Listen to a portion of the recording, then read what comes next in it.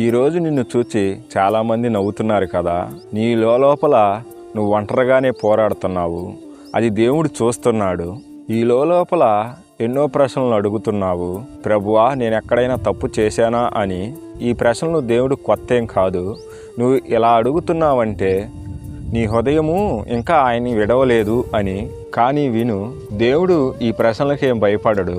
ఆయన నీ కన్నీళ్ళను కూడా లెక్క పెట్టుచున్నాడు.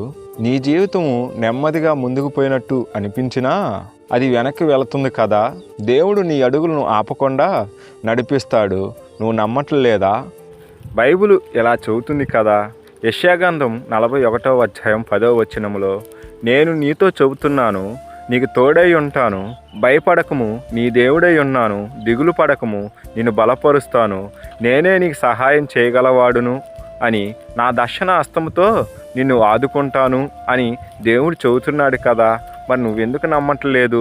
ఈ రాత్రి నీ భారాన్ని దేవుని చేతిలో పెట్టి నీ బాధలన్నీ ఆయన మోయగలిగున్నాడు. ఈ సమయాన్ని నమ్ము, ఆశను విడవకు. ఈ మాటలు నీ హృదయానికి తాకితే ఒక లైక్ చెయ్యి. ఇలాంటి దేవుని వాక్యాలు మరెన్నో హృదయాలకు చేరాలంటే మీరు మాతో ఉండండి. దేవునికే మహిమ కలుగునుగాక.